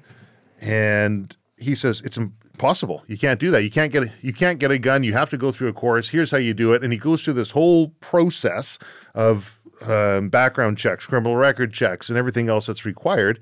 Whereas my head wasn't quite as black and white. I'd be like, well, I guess if somebody was going to do things illegally, they would smuggle one across, or they do. Now, I'm sure if I gave that interview, all of those tidbits would come out and it would sound terrible. He comes across with just nope, you can't do it. Absolutely impossible. Interesting. Did you know that was the question going in before? I had a sense of what they would be talking about ahead of time. Okay.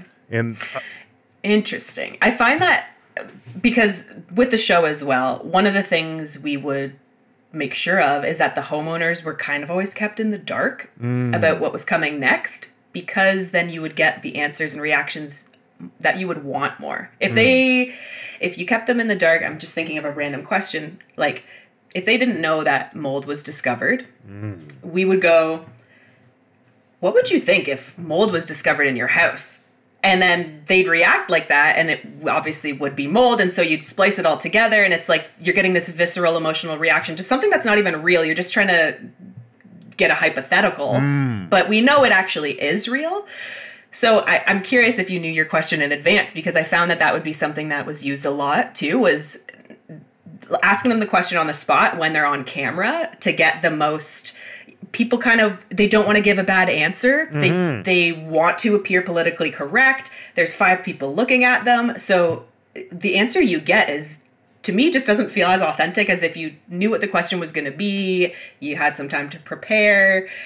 That would probably be a more honest answer, but yes, that's not the goal with that kind of television, is get them kind of right in that state of reaction in the most unknown and uncomfortable. I think my first CBC interview I did, I was early 20s, and I think the interviewer took pity on me afterwards because they didn't air some of the stuff that was said. But his advice was at the end, you know, a lot of people feel that they have to have all the answers when the camera's on them and they have to say something. Sometimes you don't have to say anything at all. Right? Or just say, that's a good question. I don't know. Yeah. And I'm like, well, that was a really polite way and nice way of saying, he asked me to speculate on something that was completely outside of my comfort level or spectrum of knowledge in the political sphere. And I could have just as easily declined that question. You don't have to always answer. You don't have to be. Exactly. Yeah. Totally. Same thing with interrogation, interview and interrogation. I've done courses with the Reed Institute and with VPD and a few others on. Really? Interesting. Yeah. So I know you haven't always been super comfortable even like doing interviews and stuff. What do you think? Is it just like the amount of times you've done it has built comfort for you? Or have you practiced in other ways? Like what has made you comfortable public speaking? It's definitely not something I've ever really become comfortable with. What I enjoy is the personal connection. And I enjoy talking to people one-on-one and having that conversation. And if I'm talking to a large group, I essentially, like when I'm teaching, I look at the group as if it's one individual with a bunch of different questions, a bunch of different personalities. And I approach it from the mindset of, here's where their knowledge level is. Here's what I'd like to be able to get them to. What value can I bring to them? And what's the most effective way for me to get them from point A to point B? And I look at that as a challenge in the teaching side. When I'm doing the podcast, I don't think it's something I'm ever going to be comfortable with. I never wanted to have my face out there or my voice out there as the head of Silvercore. It's a whole reason I called it Silvercore and not Travis Core, right? Or I figured it'd be great to have something that was independent of me. The issue I found is, and it goes back to what you're talking about having some sort of, what is it that what's your personal brand? What is it that you're bringing along with your TV show or whatever it might be? If you build something up that is so independent from you, particularly an area with a low barrier to entry, it's easy for other people to mimic or copy or steal. And I've seen that happen a number of times and kind of dilutes the playing field a little bit. But the one thing they can't dilute or take or copy is my face and my voice and my thoughts and my opinion. So I figured back in 2019, was it? Around there, I'm going to jump in. Some friends are saying every person has to be a media company. Every business has to be a media company. Gary Vaynerchuk said it to be true, so it's got to be true. And I said, okay, I'm not comfortable at all. I absolutely feel like an imposter doing this, but here we go. And I just jumped in and did it. And I still, I'll do my prep work ahead of time as I go through. And I guess practice makes it a little bit more proficient. But it's still something that I wouldn't say is my 100% comfort zone. Is it your comfort zone? It actually is. Yeah. I feel very comfortable. Really? In this kind of a setting. Yeah, I do. I almost more than if I didn't have an audience talking about something. Interesting. I don't know why that is. I've always just been very much like a mirror with other people. I'm really just fascinated by life, and I feel like unless I'm talking about it and someone's hearing it, it doesn't exist almost. So I've always just been very much an echo chamber. With my friends, I was always the one talking the most, and I'm very outgoing in group settings. Ironically, I'm a little bit more of an introvert, and I do gain that energy back and require that alone time. But I've always loved being in crowds and talking, and I was that kid, though, who would embarrass myself, like pretending I had a horse I was riding and invisible animals and doing a cartwheel at the beginning of recess to enter another dimension. And it never bugged me to have eyes on me. It never bugged me that people thought I was different or weird. I always almost liked it. I found it kind of endearing. Like if people thought it was weird, I almost wanted to make up a language to weird them out more. I don't know what it is. I'm always pushing people's buttons. Maybe that's part of my personality. You're like Happy Gilmore's grandma riding the horse around. Yeah. I'll never forget the cars looking out the window, just me with my legs as wide as I could have them at like 10 years old, walking down the sidewalk as if I'm riding a horse. I've just always liked getting a rise out of people and pranking people. And I was a huge prankster. I always got in trouble. I always just thought life was so boring and regimented. It's like just the school of it, the system of it, it's just, this is so boring. Like, we're chopping down the tree now because it's unsafe. Like, come on. Like, I've just always kind of questioned when we did anything to fit in or be formal or follow a routine. I've always really fought that. So I think even with public speaking, being shy or being like, oh, I'm afraid to say that, I would be like, I want to prove to people that it's so not something to be afraid of, because what's the worst that happens? You yell out a random word at someone who's a stranger and they kind of just look at you and laugh, and maybe you actually made their day. I don't know. I think as a kid, I just saw that a lot, where I was the youngest of three, and to get attention, sometimes you just had to do crazy stuff, and the reaction would usually be entertainment or joy. So I just never was shy about speaking, talking, being out there, because it helped me feel, when I was like that, I wasn't feeling the other bad emotions that I was referencing before, you know? Like, if I was being weird and out there and talking, at least people could judge me for those things, as opposed to when I'm quiet, alone, and sad. I didn't want to be judged for that or known for that. I wanted to be known for being wild and being okay with that. So it's like these two parts of me, ever since I was young, that were kind of like competing, and one side really cared what people thought, and the other side was trying to prove that by not caring what people think, you can be free and happy. And I feel like I was always battling that. It's funny as a kid. Is that isolating though? I mean, if you're going to be not caring about what everybody says, because I can sympathize with all the things you just said there. Growing up, you know, I was a class clown, and there's easier to do that than pay attention in school. And man, I didn't fit in with a traditional school system. I think by grade 7, I had 1, 2, 3. I think it was only 3 desks. 4. I had 4 desks. So I had my desk in the classroom. I had a desk at the back of the class. You know, if I'm feeling super energetic, I had a desk in the hallway, and I had a desk in the principal's office. I was the only person with a desk in the principal's office.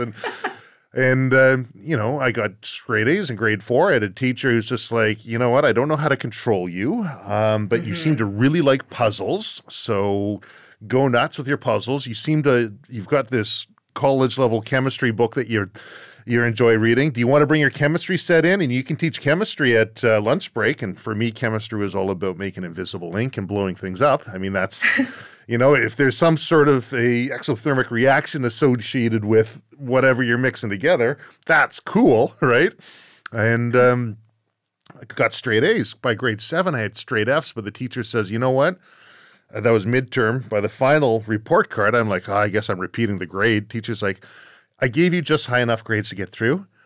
I don't want to see you in my class again. I think high school will do a lot more for you than I'll ever be able to do for you. I'm like, adios. Sounds good to me.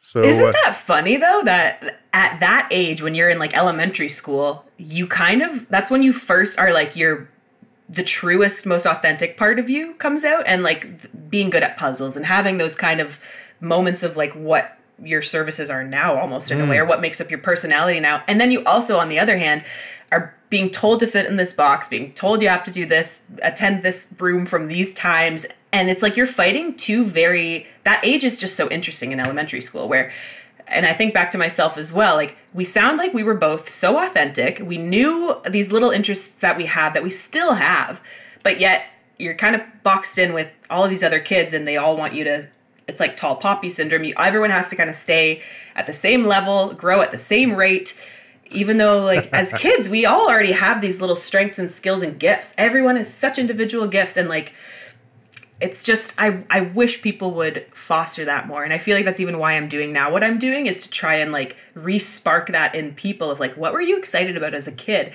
What were those things that you're naturally good at? What are your gifts that you're meant to bring to the world? Like, forget the job that you think you have to be doing, or just because that's what your mom or society or your teacher told you. Like, I think that rebellious side myself as a young kid is now what I'm doing for work almost. I'm showing other young me's like, you don't have to follow that format. Like, what if you just continued being that excited, energetic, passionate kid your whole life and followed that? And so I'm trying to like bring that back out and help people kind of return to that in a way. Yeah, I think it takes a heck of a lot of effort. And I think that's why the current education system is what it is, because there's a formula in place and there's a business behind it. And it helps, helps a lot of people, but it's not to have a bespoke sort of curriculum for each individual would just be too onerous. It'd be too much money, it'd be too much time. And that's where I think the parents should play a very active role in how they educate their children, because there are minimum standards that people need to know, and we do that with our kids. What's the minimum standards we need to know for them to graduate this year? Great, we'll get that done today, right? Now we can spend the rest of the time doing whatever, right? Like our son, he's working towards his pilot's license at 14 years old, and they both get great grades. Our daughter gets straight A's every year she's been in high school, and but we get to expose them, double down on what it is they're good at, as opposed to let's get you a tutor so we can really get you better at whatever it is they might be poor at. Why? Well, let's just get you through what you're poor at and just double down. We'll get you a tutor for the one that, if you're really into aerodynamics and you want to just learn about that, we'll foster that now. Cool. That's an awesome approach. I wish I had that when I was a kid. Do you find, like with their friends and stuff who maybe don't have that, do you see a difference in the attitude of the kids? Yeah, I think it also changes the type of people that they would be hanging around. Maybe that's the frequency you're talking about before.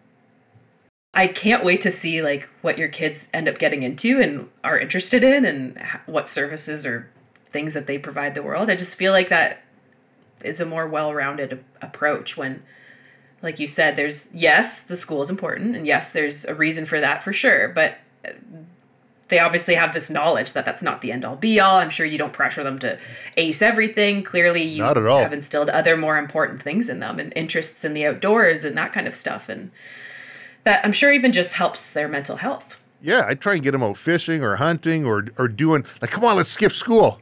No, I can't because I got to do this and that. Are you kidding me? Like at that age, I'm like, see ya, I'm gone. I got approval to skip school. And it's really had the reverse effect of... Interesting. Yeah. So our daughter wants to be a doctor. And so she's grades obviously are important if you want to be a doctor. And so she's working towards that. And our son, he's easier to convince to skip school. But even now there's days when he's like, no, there's an important lesson we got to... That's hilarious. Yeah, never would have had that. Role reversal. Oh, totally. I have a question for you, actually, which is something I struggle with is having a big far out goal or thinking of myself as old or what I'm going to be doing then. You saying I'm old? No, I'm asking if do you have a vision of yourself when you're older? Can you see that? Or are you like me where I find personally, I'm most successful when I don't think about that. And when I just operate in my present day and try and make this day good, I can visualize a lot of things and I can invent a lot of stuff, but I really find it hard thinking about myself when I'm 80, 90, whatever it may be. I find it tough it's the one thing in my life I can't pre-plan or visualize or have ideas for. I'm very much today, and I don't know if that's common or how will you experience that? I think that's a good question. Growing up, my parents didn't think I'd live past 9. It's kind of a weird thing for a parent to tell their kid, but fair enough. I was just out there. Just go, go, go, go. Crazy stuff. Let's jump off the roof. Let's whatever, right? I'll just run across traffic. And then when I made it past 9, they said, I don't think you're going to be able to make it past 18, right? Something's going to happen between now and then. And maybe my mom was predisposed. Her brother died at 21. He was blown up by a grenade in a training accident. And, she was always of the mindset, it's good to have more than one kid in case you lose one. So maybe that was sitting in the back of the head, right? But and maybe I was the one that was mentally prepared to disappear at some point. But even at those ages, I always had the concept that I could die. I could die the next day. I'm not going to make it to those milestones. Better live it out now. Do what I want to do. It's not conducive to perhaps not getting into trouble when you're younger.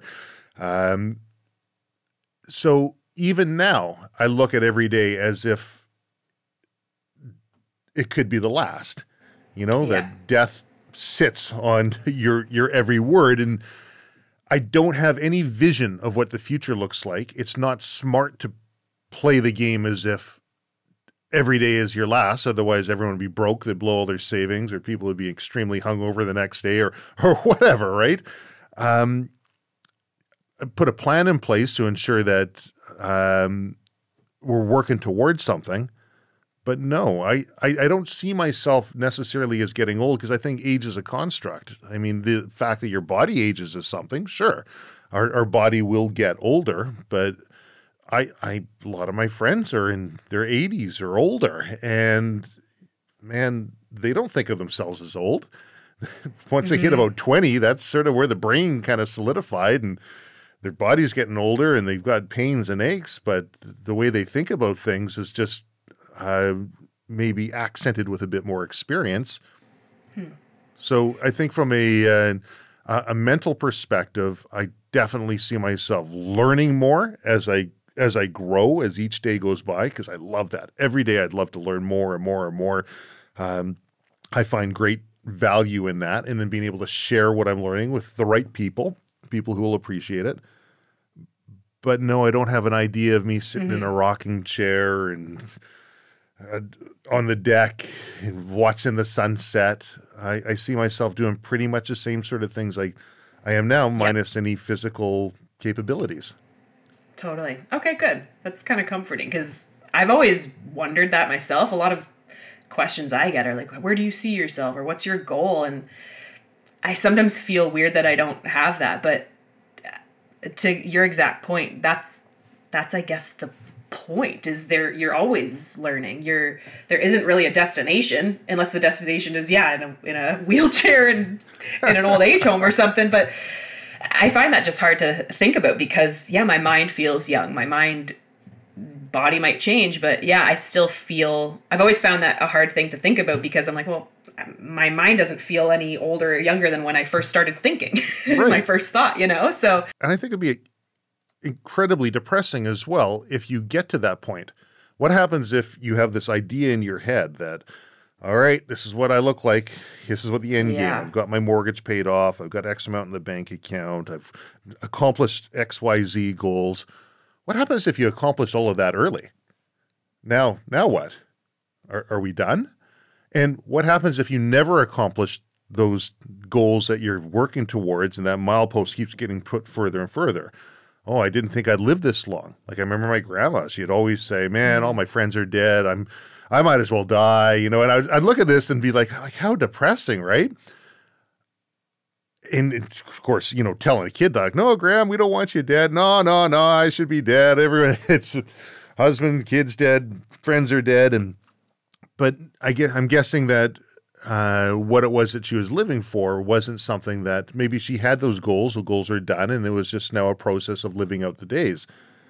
I can never see that for myself, because what brings me joy and what brings me value is creating new things, learning new things, creating things, using that to impact my surroundings, to help bring others up around me. If I'm doing that, I feel fulfilled. That's fantastic.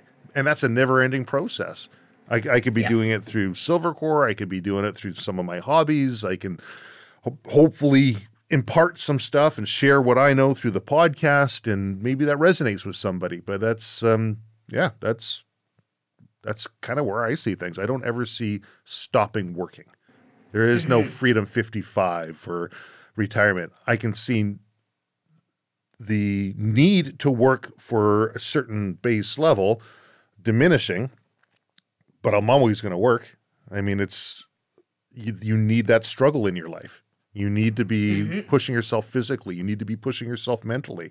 And you need to recover and recoup so that you can watch yourself get stronger and go to the next stage. You grow until it ends, I guess. Or doesn't end. Depends on how you look at it, right? But yeah, yes. True. That's another topic altogether. And business-wise, I mean, podcast is obviously just your own interest, and that's so vast. But I remember last time we were chatting, you were discussing maybe the possibility of adding a little bit more like online courses and stuff. And as someone, I mean, I manage your Instagram, I see so many comments of give me foraging courses and more of that kind of stuff. Are you expanding those kinds of things as well? We are, yeah. It's something that so we've been providing content over. I know Tiffany is the resident forager here at Silvercore. She knows more information. She's forgotten more information than I'll probably ever know. Putting that together in a cohesive format for people, I think, is important. And I know she's got a lot of notes on that. And as a chef too, I mean, the food side of things, she can offer so many great recipes. Like people, I think we need that. Well, you should see the garden in the yard. We don't grow anything you can't eat, right? If some people grow nice looking flowers, and that's great and all, but if you can't eat it, you won't find it in our yard. And really, eh? Yeah. That's awesome. We got the boneyard in the front because I just keep finding skulls and bones, and so I just keep throwing them into the front garden and my little collection. And then she's got all the different food types that are out there. But it's amazing what you can forage and find just growing out of the cracks of a sidewalk. And once you know what to look for, and there's a lot of things that are edible, but not everything tastes good. So understanding how to properly prepare things or what to look for.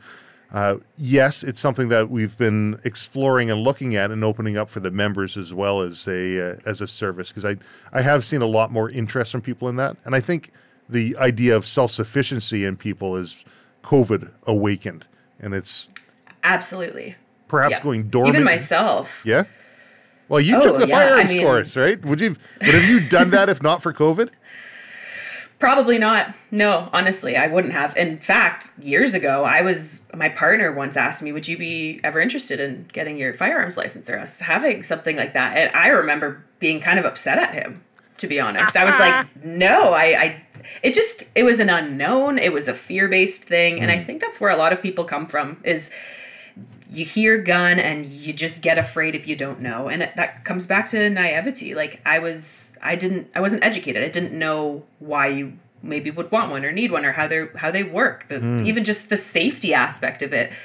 If you don't know about them, you think that it's loose in the house and someone's going to walk in and use it on you or something. It's just, you go into irrational places, right? Sure. So, but once you start just learning more about, I mean, we moved out here we're on like half an acre. It's not much, but I think once we moved here and started just working our land a little bit more and being curious, I've always loved cooking and food, but being more curious about getting my ingredients from my garden instead of the grocery store. And that was kind of like my soft launch into being a little bit more sovereign, I guess, and getting into this stuff and learning how to protect myself and also hunting. I'm definitely curious to get into that a little bit. I love animals, so I find that, I'm sure, is the biggest hurdle for everybody.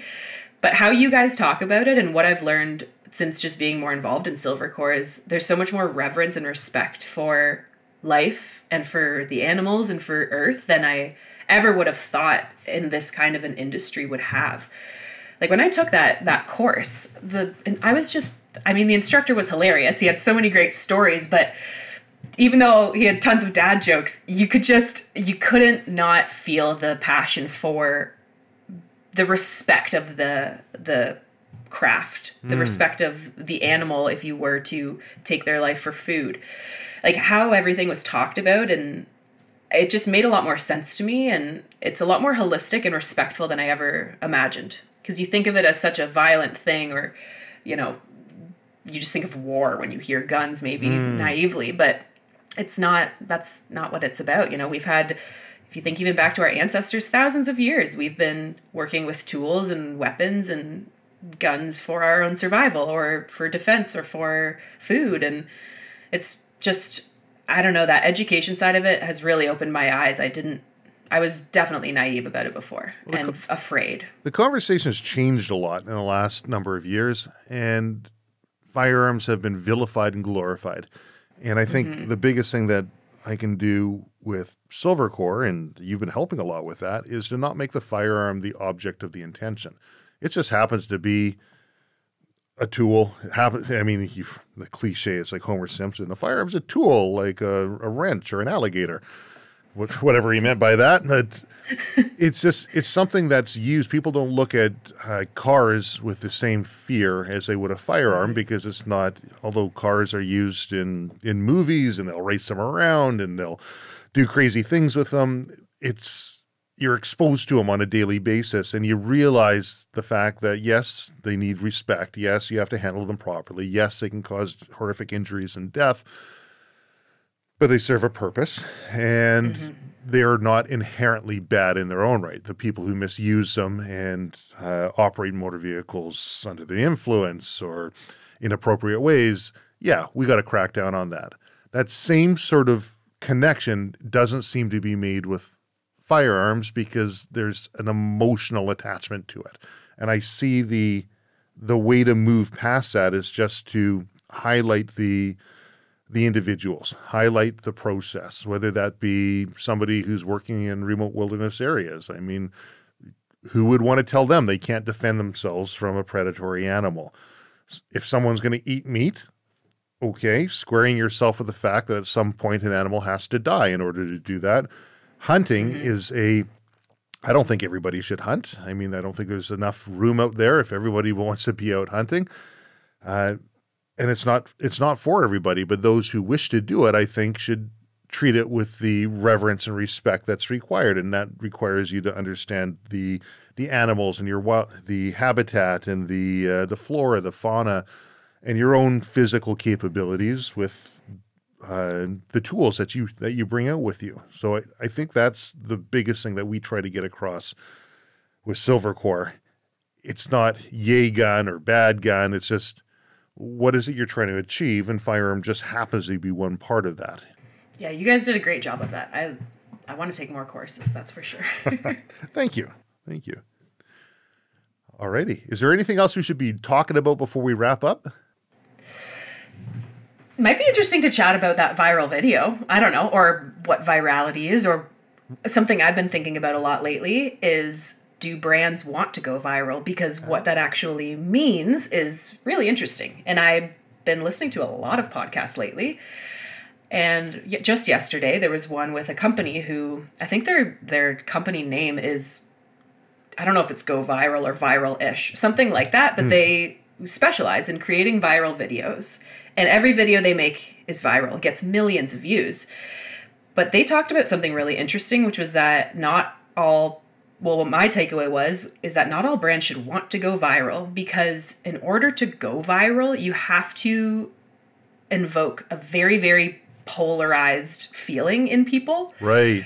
And get a very strong emotional reaction. And for a lot of brands, that's just not appropriate. You don't want to, like, for some brands that are about being harmonious or zen, you're not going to want a viral video, because automatically viral videos, they're that viral because they're polarized. People are posting them because they're pissed at it, they're mad at it, they're happy about it. It's you're trying to get an emotion out of somebody, and fear is one of the biggest ones that we work on, or that feeling of suspense. But that's not necessarily something that a brand should want, because the value of that might not align with your brand values. So I find it really interesting that people think they want to go viral, but I don't think it's necessarily appropriate. And it doesn't necessarily give you the audience that you're looking for. It might give you a lot of views. It'll get you a lot of eyeballs. It'll get you a lot of attention. But it's going to be from one-off people. It's going to be from people who are reacting to it and sharing it because they reacted and they know that their followers are going to react like them.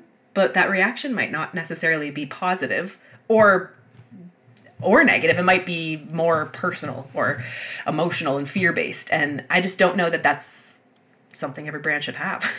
I can see that. Unless it's like a sneezing panda or something that wakes up the mom. Like there are viral videos out there that go around that aren't necessarily fear-based, and everyone's, that's cute. That's true. But you're right. Does that bring you an audience that you want? I think the biggest thing that somebody could be looking for more than virality is engagement. And yes, having engagement that's done in a positive way that goes towards whatever that North Star the business has is fantastic. Like I know the formula on the podcast to having greater hits and views. I can look through the metrics and I can see that. We will have special forces people on, and we will highlight keywords and have thumbnails up to kind of get them to click into it. Or we will have politically divisive topics that we can talk about to get people fired up. I mean, sure, we can do that. But my goal of this whole podcast anyways isn't to try and get people fired up. Once in a while, it's important and there's a message that needs to come out. But by and large, the goal is to bring positivity into their lives. And the people who want to be along for the ride are engaging and they are talking and they're sharing it with other people who are like-minded. Do I want that to be viral? Well, maybe insofar as I'd like a lot of people. It would be nice to surround yourself with a lot of like-minded people who want to work and strive to be better. But in the same breath, having that opposition to it is important just so you can have a more balanced approach to what you're doing and you don't end up in that echo chamber. Yeah. But yeah, the engagement is far more important than the views. Absolutely. Especially this day and age. I mean, on half the videos of the brands you follow, they hide their likes anyhow. So it's... Really? Oh, yeah. You can hide likes. You can hide comments. It's very... Pretty common, get a little sneaky with it. Okay. I'd say it's pretty common. Yeah. Interesting. Because I see people and they've got just massive followings and they'll post something and they'll have less likes on it than something that we put up with a fraction of the number or less engagement on it or posting every single day. And it looks like there's a huge presence. It's just adding noise, essentially. Exactly. Yeah. Yeah, that's what I think people, more than virality, people should be going for that, where the engagement and the community and keeping that community. Because viral can mean those people go away. But when you have an engaged community of followers, the people already following you, if they are looking at your stuff because it's educational enough, that is true virality, more for me, where you have someone who's willing to listen and who opens your newsletter when they get sent it, as opposed to... that was just a crazy video of a panda, LOL, you know? Well, how do you build community and how do you maintain community? What are the biggest keys that somebody would be looking for? I think you actually said it really well when you were talking about giving speeches or talks. I think it was when I asked you about being comfortable public speaking, and you said you felt comfortable when you were educating or thinking of someone in the audience as one person and trying to think of the value you could give that one person. And I think that's how people should think about their Instagram or social media as well, is the way to get the most engagement is to just speak to one person and make it relevant for that person. And the easiest way to do that is making it relevant for yourself, because there's other people who think like you. There's probably hundreds of thousands of people who might have that similar thought as you. So I think just appealing to yourself and appealing to that one person. Don't try and please the demographic of 20 to 40 or, female and male.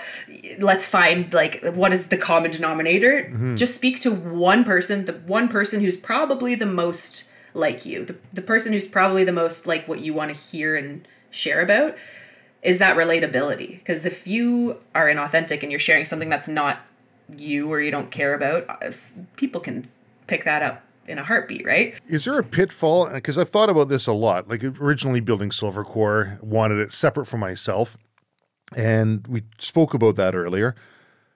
But the pitfall of always having the same face, the same person, the person becoming the brand, is there a pitfall for scalability and sustainability? I don't think so. No? No, I don't, because think about a person.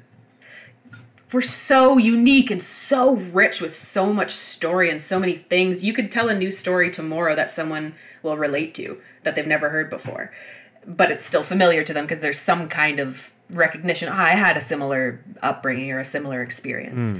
I don't think I think a person is so unending. And that's why I think an individual, being a single person as a brand, I think there's totally opportunity to grow. I've seen many single influencers, I guess, is one of the biggest spaces I see a lot in, where it starts as one person, then they end up creating a clothing line or a cosmetic company or something. And that passion, it's still from them. They're still the spokesperson for it, but you can still grow a team. You can still do other things. Yeah, I don't think it's a mistake to, you can name yourself a fun pseudonym. So if you don't want to call yourself Travis, but you're still Travis. It's still you individually as a brand. It's all of your interests and all of the offshoots, but it still comes down to, if you were removed from Silvercore, would it still be kept going? Probably by Tiff, because she's awesome. But you know what I mean? Like, it's you. It's you as an individual is the brand. It just happens to not be called your name. It just happens to be called something else. But everything that you explore, everything you talk about, everything you share and teach is your passion, your interest. Otherwise, it wouldn't exist. Interesting perspective, because I've always looked at it on the other side, that it would be nice to have something that can grow independent of you. If you were out of it, does the whole thing fall apart?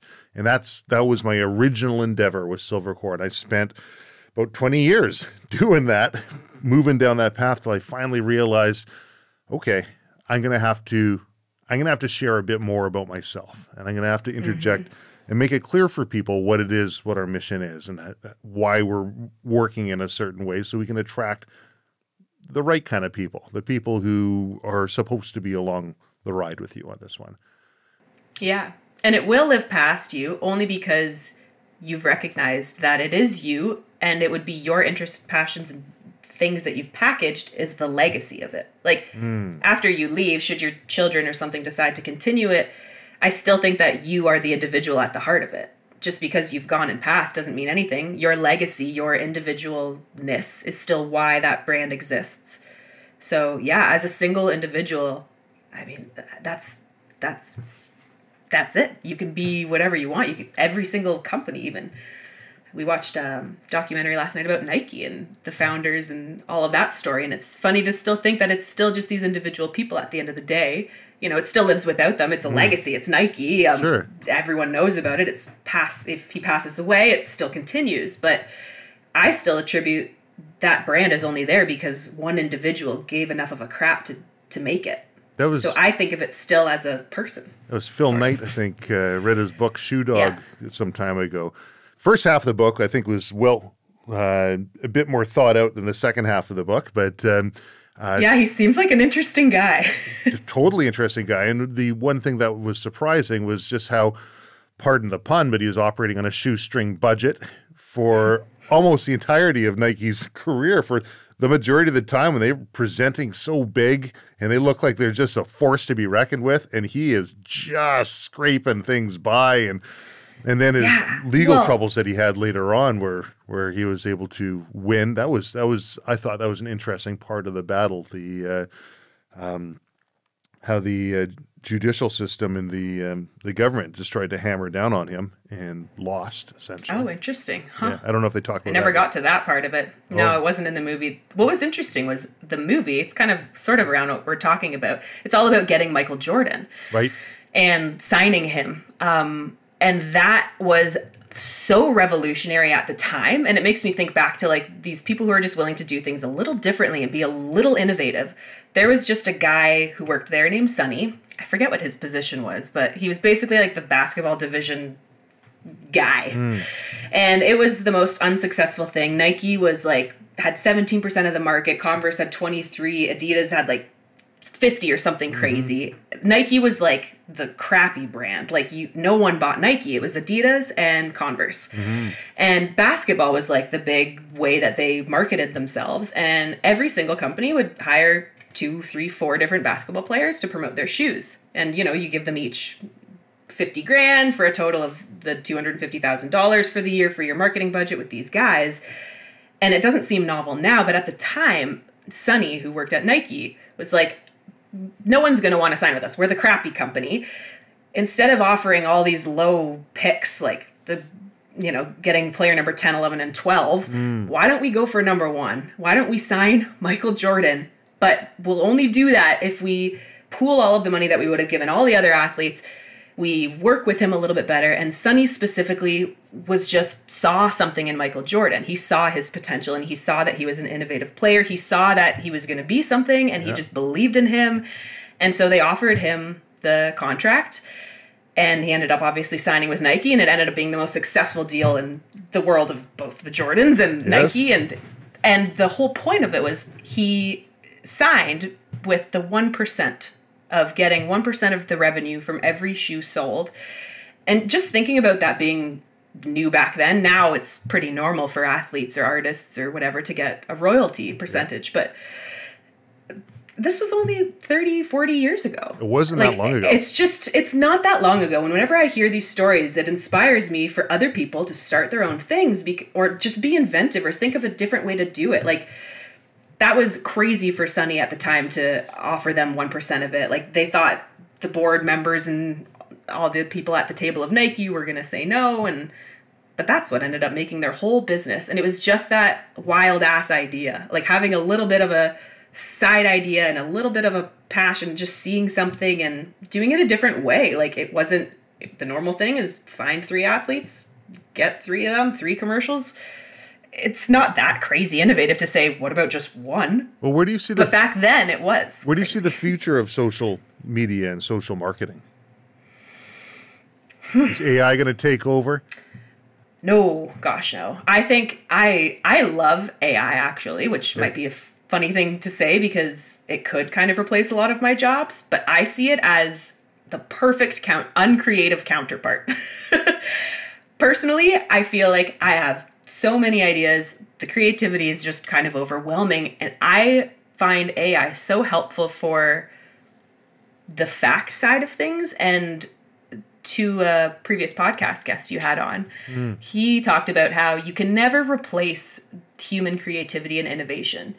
And I think when you combine your thoughts and creativity and ideas with a tool like AI that could help you come up with a framework for something fast or write a business plan fast or do something fast, I think the more that we use these kind of technologies and tools, the faster that you can make use of your creativity, because it's going to spawn things and you're going to think of stuff. And it's not good. When you tell it to write an Instagram caption, it's a piece of crap. It's not good. But it might say a word, or it might pair 2 words, or it might bring up a new way of saying something that makes you think differently. So I like using AI as like an inspiration tool to trigger me almost. If I use it enough and I give it enough prompts and I use it in the right ways, it's going to help my mind and my creativity and my imagination sort itself out a little bit better.